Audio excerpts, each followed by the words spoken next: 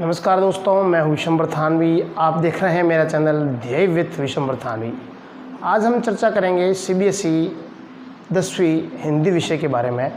हाल ही में लॉकडाउन के कारण विद्यालय नियमित नहीं होने, देरी से खुलने के कारण सीबीएसई ने हिंदी विषय में कुछ पाठों को छोड़ा है, डिलीट किया है।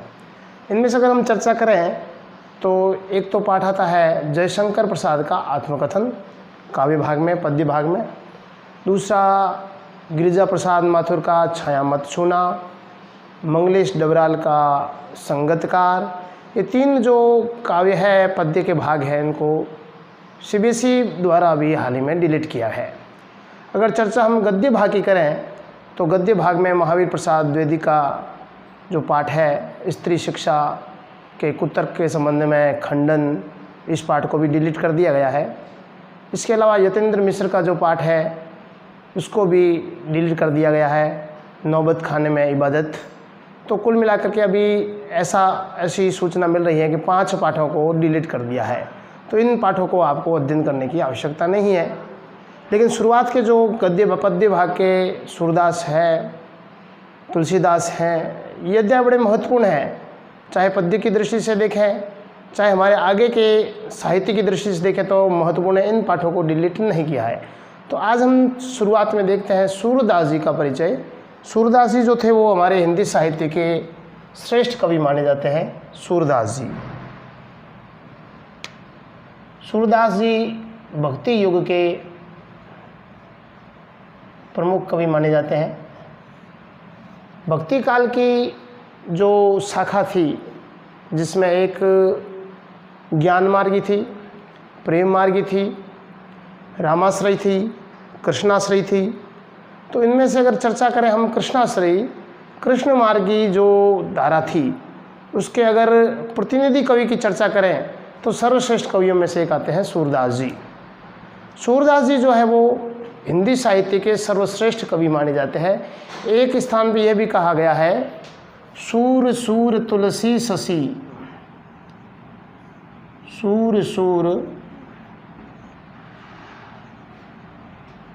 तुलसी शशि।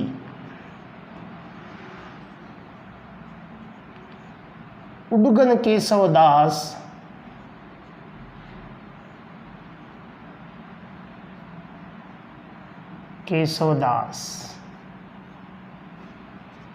ये जो सूरदास जी के चरित्र को सर्वश्रेष्ठ बताने वाली काव्य पंक्ति है।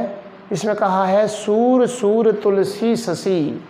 सूरदास जो है वो हिंदी साहित्य के सूर है, अर्थात सूर्य है। तुलसी शशि, और तुलसीदास को हिंदी साहित्य के शशि अर्थात राकेश, मयंक, विधु, क्षपाकर, रजनीकर अर्थात चंद्रमा माना गया है। सूर सूर तुलसी शशि उडगन केशवदास। उडगन के रूप में केशवदास रामचंद्रिका लिखी। ये भी राम की भक्ति की रीति काल के कवि थे। बाकी के खद्योतसम इत उत्कर्ष प्रकाश, बाकी के जो कवि है वो सामान्य कवि हैं, कवि प्रकाश करते हैं, कवि बुझ जाते हैं। तो इस प्रकार से हिंदी साहित्य की चर्चा करें, हिंदी साहित्य की जब बात करते हैं तो सूरदास को सर्वश्रेष्ठ कवि के रूप में जाना जाता है। अब सूरदास जी के जन्म की बात चलती है। सूरदास जी का जो जन्म है वो 1478 के अंदर रुणकता में माना गया है। कई लोग इनको सिही क्षेत्र का भी इनका जन्म मानते हैं। फिर बाद में ये आगरा और मथुरा मार्ग के पास दिल्ली में रहा करते थे। शुरुआत में इनकी जो काव्य धारा थी वो दास्य भाव की थी। भगवान कृष्ण के प्रति वो दास्य भक्ति की भावना करते थे। भगवान कृष्ण के अनन्य भक्त थे ये। अब ये यहाँ बात आती है, बड़ी दुविधा का विषय है कि सूरदास जो है वो जन्मांध थे या बाद में अंधे हुए, इसकी पुख्ता जानकारी नहीं मिलती है। कई कवि जो साहित्यकार हैं, आलोचक हैं, ये मानते हैं कि सूरदास जो थे वो बचपन से ही, बाल्यकाल से न होकर के जन्मांध थे, जन्म से ही अंधे थे। किंतु इनके जो काव्य के अंदर हम देखते हैं हरियाली है, यमुना तट का वर्णन है, कदम की डाली है, इन डालियों का, इन प्राकृतिक मनोरम छटा का जब वर्णन देखते हैं तो हमें ऐसा लगता है कि नहीं, कहीं न कहीं सूरदास जो है उन्होंने प्रकृति के अनुपम छटा को अपने आँखों से देखा है, उसके पश्चात ये अंधे हुए हैं। अब सूरदास जी की जब बात करती है तो सूरदास जी को साहित्य के सर्वश्रेष्ठ आलोचक हुए हैं रामचंद्र शुक्ल। रामचंद्र शुक्ल ने कहा है कि सूरदास जो है वो वात्सल्य रस सम्राट थे। हिंदी साहित्य में एक आता है वात्सल्य रस, उस वात्सल्य रस के वो सम्राट थे। वात्सल्य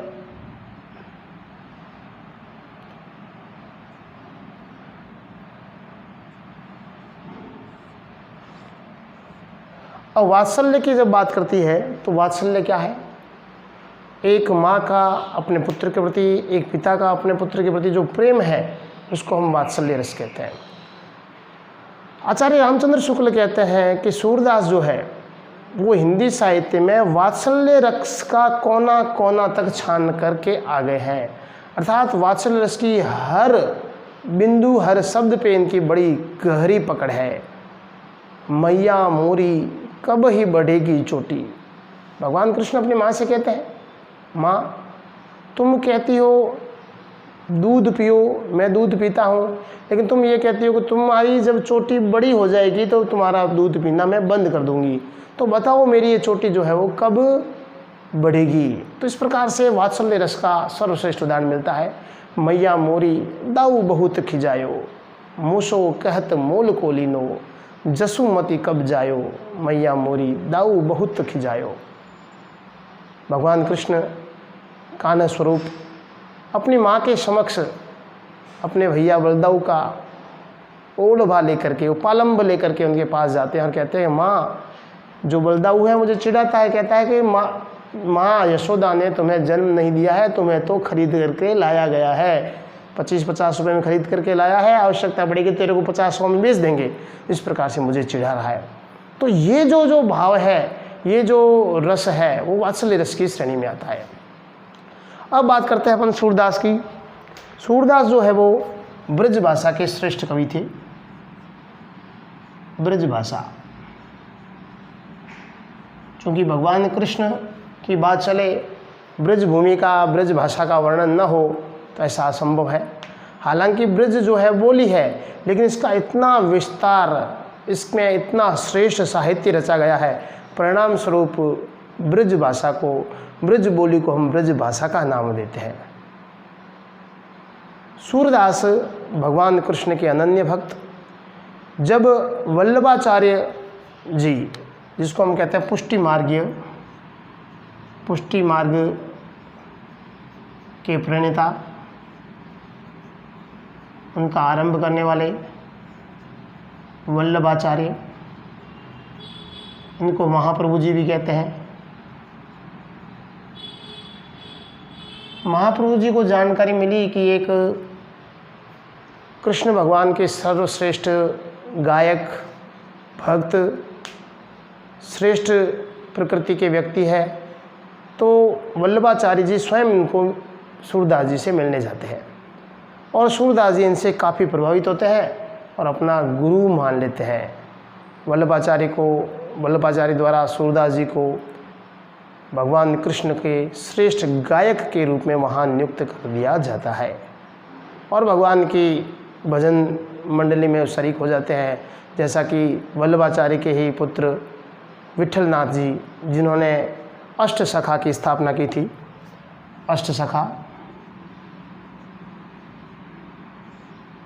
अष्टसखा भी कह सकते हैं, अष्टसाप भी कह सकते हैं। 1565 में इसकी स्थापना की थी और इस अष्टसाप के अंदर वल्लभाचार्य के 4 शिष्य थे, कुंभन दास, सूरदास, कृष्णदास और परमानंद दास, और उनके ही पुत्र विठलनाथ जी के भी 4 शिष्य थे। तो ये 8 जो सखा थे भगवान कृष्ण की भक्ति में निरंतर लीन रहते थे। अब सूरदास जी जो है वो अंधे थे, लेकिन भगवान कृष्ण के जो अष्टयाम पद्धति के आधार पर जो उनके दर्शन होते हैं अलग अलग पहर में, तो उससे जो दर्शन होने वाले प्रहर है उससे पहले भगवान कृष्ण की मंदिर के आगे सूरदास जी बैठ जाते थे और उनका जो वर्णन है, उन्होंने जैसे वस्त्र पहने हैं उन वस्त्रों का वर्णन सूरदास जी पहले ही कर देते थे। तो वहाँ से उनसे ईर्ष्या करने वाले लोग ये बात पचा नहीं पाए और उन्होंने बात उठानी शुरू कर दी कि सूरदास की अंदर के जो मुखिया जी हैं उनके कोई सेटिंग है और सेटिंग के कारण ये बता देते हैं। लेकिन सूरदास जी तो भगवान के अनन्य भक्त थे, उन्हें किसी से कोई लेना देना नहीं था।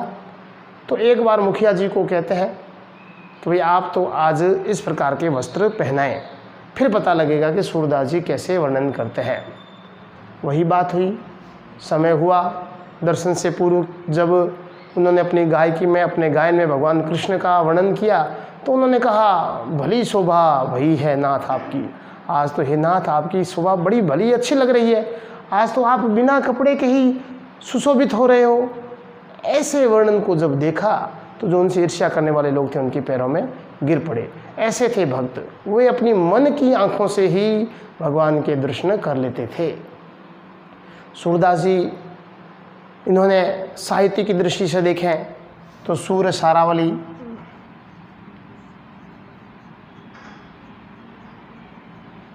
सूर सागर और साहित्य लहरी, ये 3 पुस्तकें रची और ये इनकी कवि होने का सर्वश्रेष्ठ परिचय प्रदान करती है। 3 पुस्तकें। इनका निधन जो है वो पारसोली नामक स्थान में हुआ। ये 1478 से 1583 में इनका निधन होता है और एक हिंदी के सर्वश्रेष्ठ साहित्यकार का अवसान हो जाता है, एक अध्याय समाप्त हो जाता है। तो मित्रों, मेरे चैनल ध्येय विथ विशंबर थानी को ज़रूर लाइक, शेयर और सब्सक्राइब करें। CBC पैटर्न से संबंधित और भी जानकारी आपको मिलती रहेगी। आप मेरे चैनल ध्येय विथ विशंबर थानी को ज़रूर देखते रहें।